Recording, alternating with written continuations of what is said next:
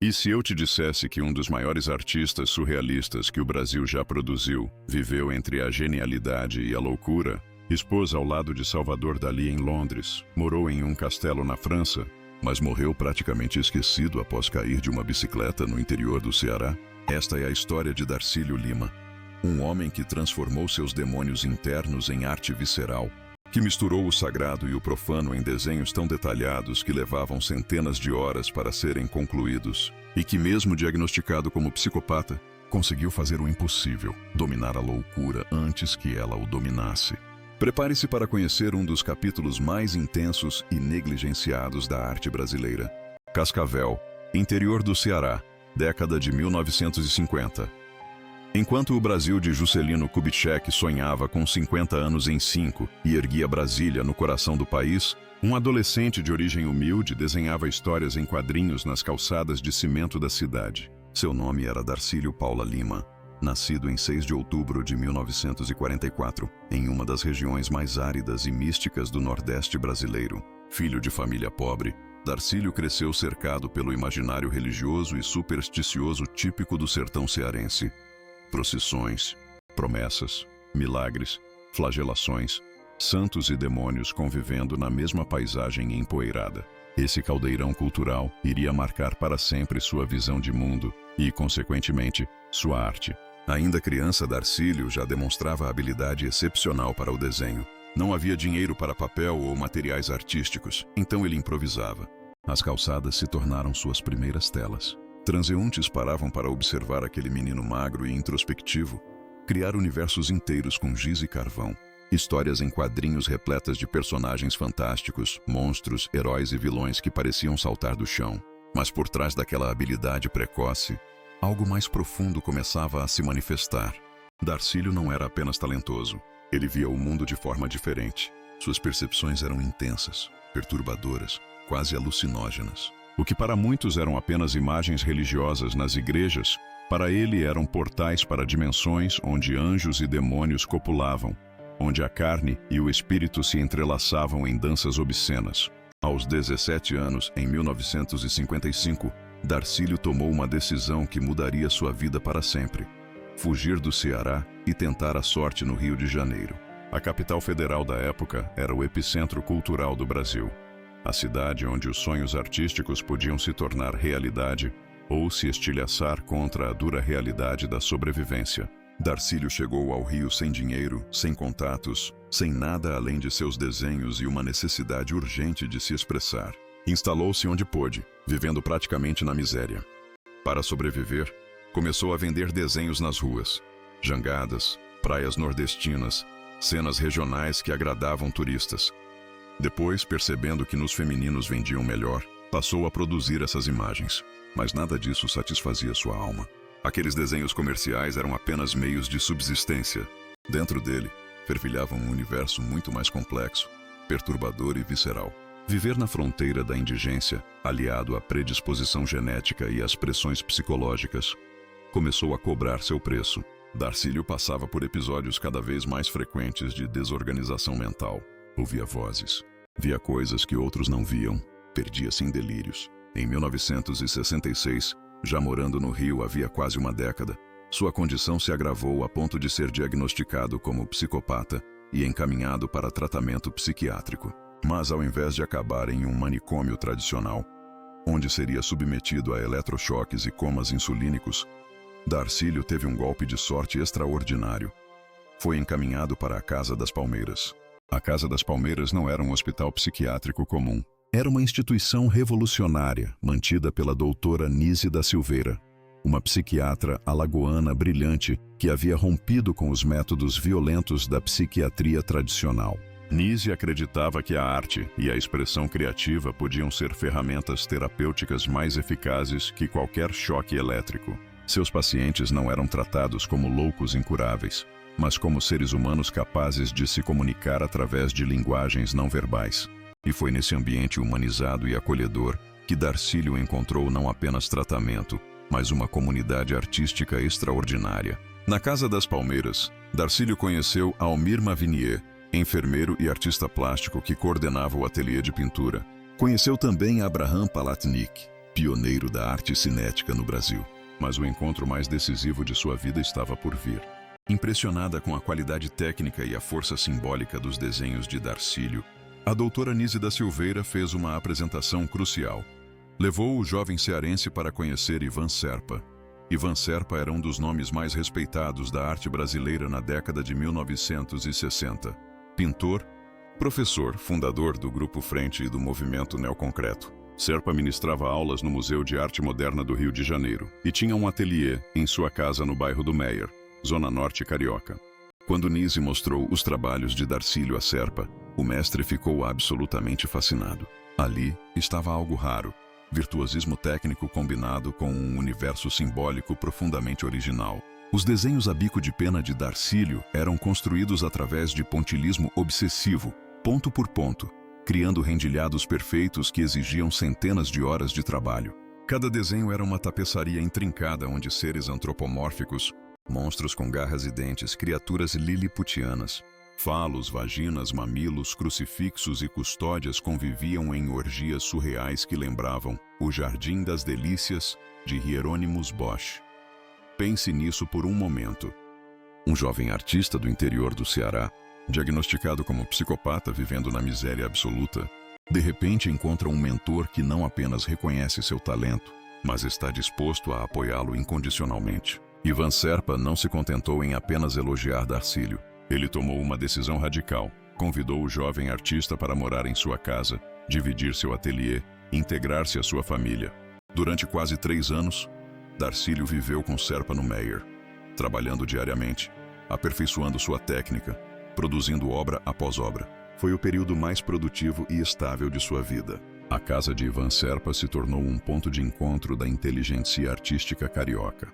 Críticos de arte, colecionadores, artistas emergentes e consagrados frequentavam aquele espaço e, inevitavelmente, entravam em contato com o trabalho de Darcílio.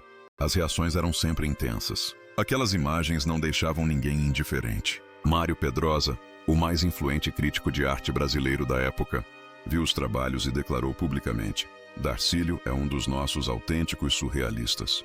Antônio Bento, outro crítico renomado, escreveu: a arte de Darcílio Lima mistura o fantástico com o real, o que tem sido perfeitamente lícito desde a pintura de Bosch, um dos precursores históricos do surrealismo. Roberto Pontual foi ainda mais poético ao descrever a obra de Darcílio. Importa saber que Darcílio partiu das terras místico-fanáticas do Nordeste para chegar ao Rio de Janeiro e fundar sua revolta pessoal em termos de uma postura deliberadamente herética. Ele investe e invoca armas de um delírio gótico que repentinamente se transforma na lucidez superior dos mergulhos até o fundo. Com o apoio de Serpa e o reconhecimento dos críticos, Darcílio começou a vender seus trabalhos. Colecionadores importantes passaram a adquirir suas obras. Em 1968, realizou sua primeira exposição individual na Galeria L'Atelier, no Rio de Janeiro, apresentada por Mário Pedrosa. Foi também nessa época que conheceu Marcelo Grassmann, gravurista magistral que o introduziu às técnicas de gravura. Darcílio absorveu esses conhecimentos com voracidade, produzindo gravuras que se tornaram alguns de seus trabalhos mais celebrados. Sua obra começava a circular não apenas no Rio, mas em São Paulo e outras capitais. Em 1970, participou da 4ª Exposição Jovem Arte Contemporânea no Museu de Arte Contemporânea da Universidade de São Paulo, onde recebeu o prêmio Aquisição. Mas o grande salto viria em 1971. No 20º Salão Nacional de Arte Moderna, realizado no Museu de Arte Moderna do Rio de Janeiro em 1971, Darcílio Lima conquistou o prêmio de viagem ao estrangeiro. Era um dos prêmios mais cobiçados do circuito artístico brasileiro.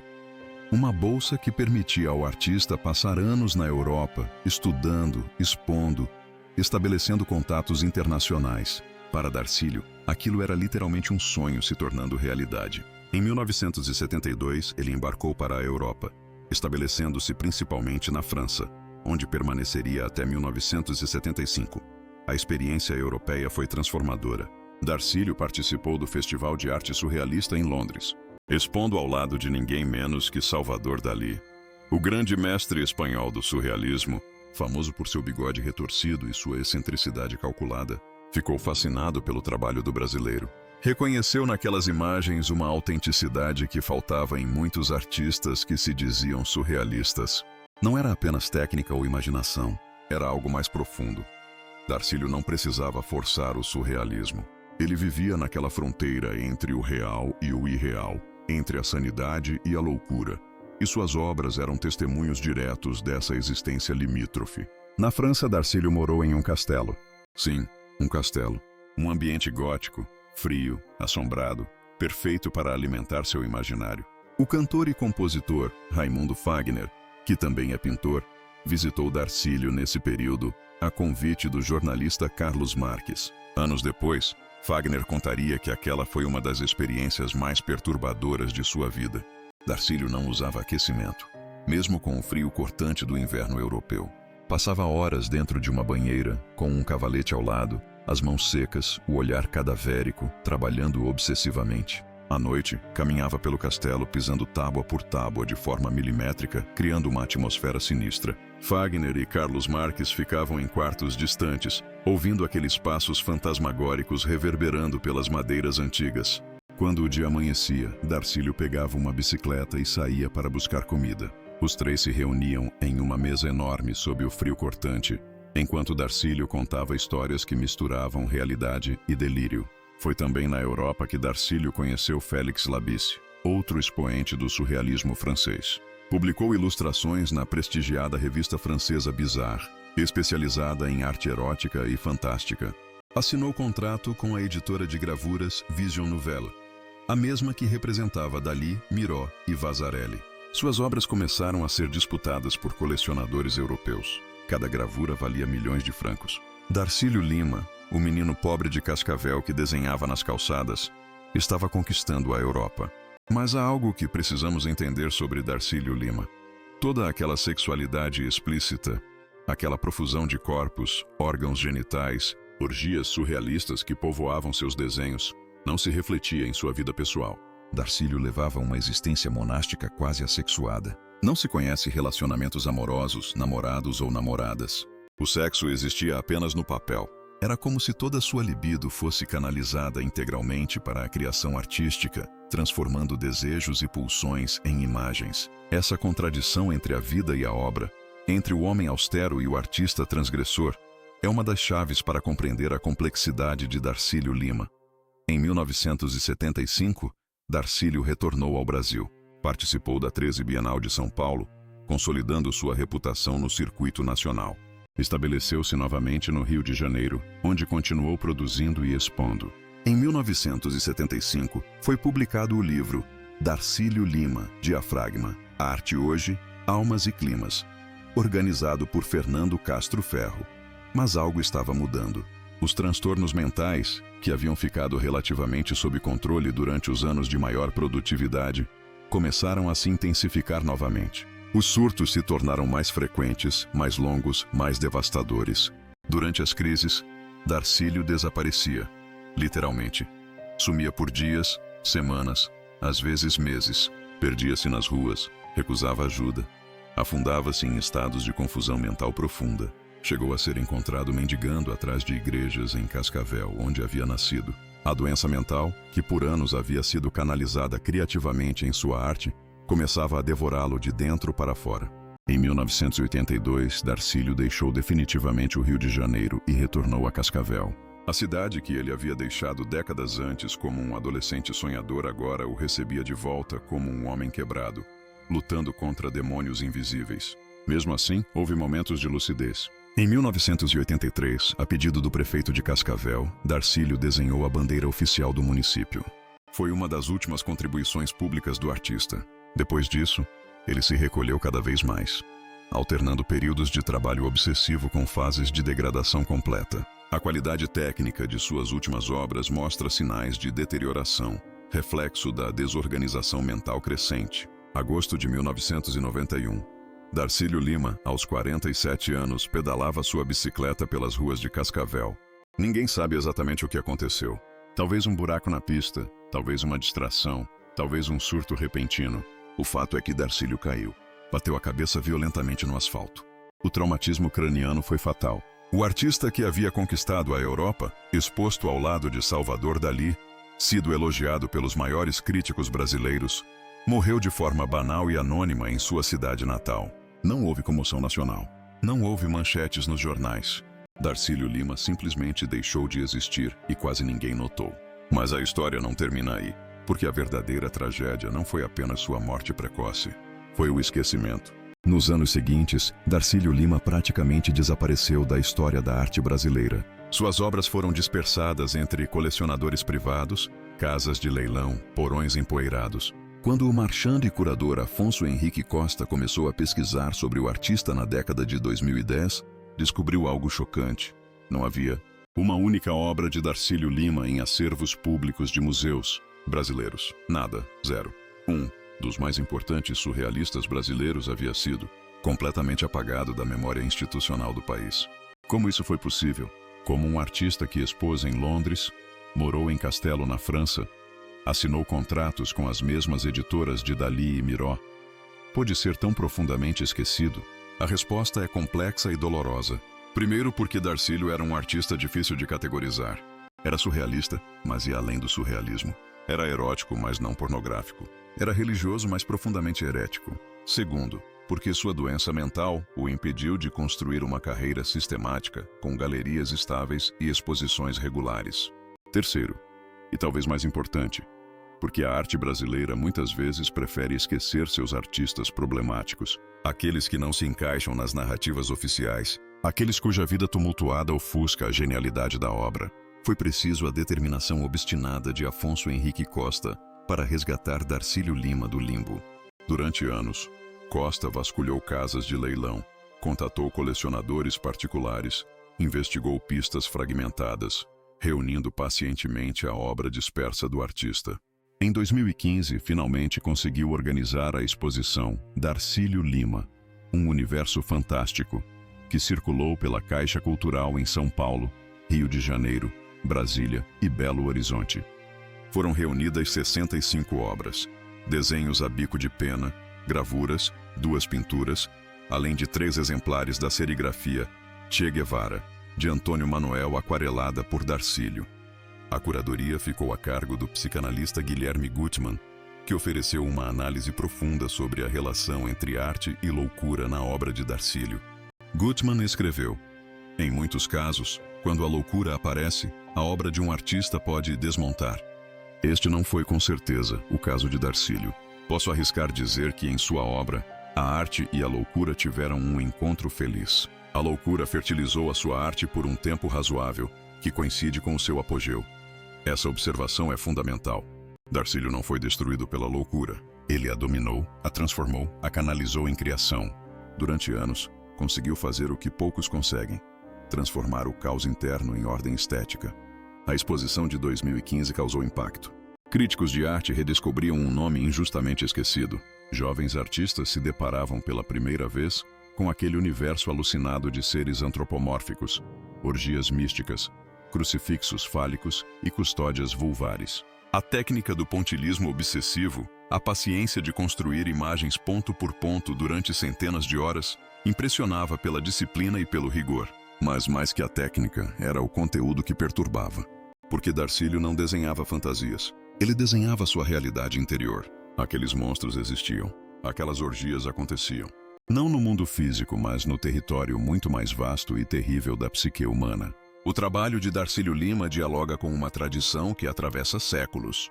Desde Hieronymus Bosch e seu Jardim das Delícias, no século XV, passando por Francisco Goya e seus caprichos no século XVIII, até os surrealistas do século XX como Max Ernst e André Masson, sempre existiram artistas dispostos a mergulhar nas profundezas do inconsciente e trazer à superfície imagens que a sociedade prefere manter ocultas. Darcílio pertence a essa linhagem de transgressores, de cartógrafos do invisível, de exploradores das zonas proibidas da experiência humana. Mas ele também é profundamente brasileiro. Aquela mistura de sagrado e profano, de devoção e blasfêmia, de misticismo e carnalidade é tipicamente nordestina. Reflete uma cultura onde procissões religiosas convivem com rituais de fertilidade, onde santos católicos se fundem com entidades afro-brasileiras, onde o corpo e o espírito nunca foram completamente separados. Darcílio traduziu em imagens a esquizofrenia cultural brasileira nossa incapacidade de escolher entre Apolo e Dionísio, entre a ordem e o caos, entre a razão e o delírio.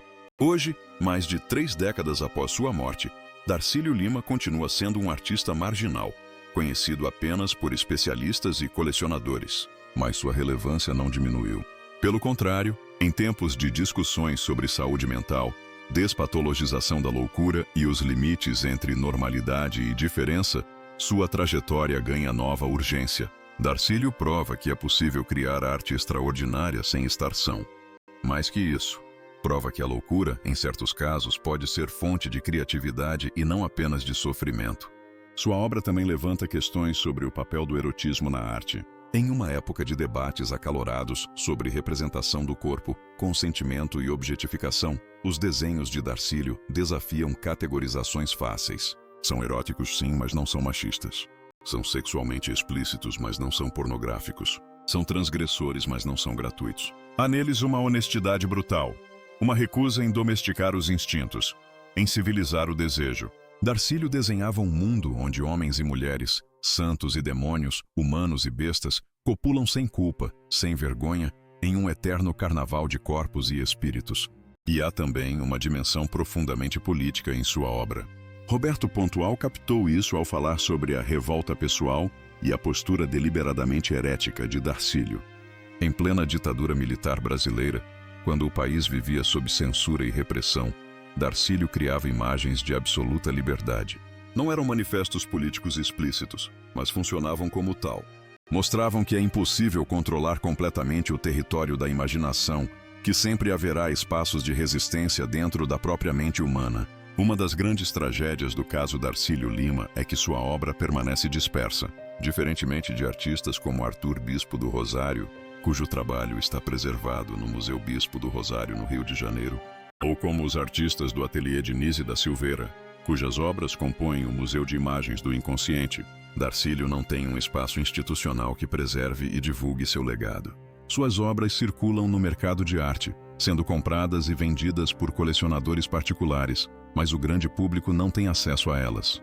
É urgente que instituições culturais brasileiras assumam a responsabilidade de resgatar esse patrimônio. Além disso, faltam pesquisas acadêmicas aprofundadas sobre Darcílio. Sua biografia permanece fragmentada, cheia de lacunas e contradições. Não existem documentários, monografias extensas, catálogos raisonnés que registrem sistematicamente sua produção. Parte disso se deve à sua própria trajetória errática, aos anos de esquecimento, à dispersão das obras. Mas também reflete um desinteresse mais amplo da academia brasileira por artistas que não se encaixam nas narrativas estabelecidas. Darcílio Lima pode ser inserido em uma tradição que inclui nomes como Arthur Bispo do Rosário, Emígdio de Barros, Fernando Diniz, Adelina Gomes e tantos outros artistas brasileiros que criaram à margem do circuito oficial, muitas vezes em condições de extrema vulnerabilidade psíquica e social. Esses artistas provam que a criatividade não é privilégio dos sãos, dos educados, dos socialmente integrados. A arte brota onde menos se espera, muitas vezes nas fronteiras mais perigosas da experiência humana. O trabalho pioneiro de Nise da Silveira na Casa das Palmeiras e no Museu de Imagens do Inconsciente foi fundamental para que pudéssemos reconhecer o valor estético e cultural dessas produções. Nise ensinou que não existe arte de louco, mas apenas arte.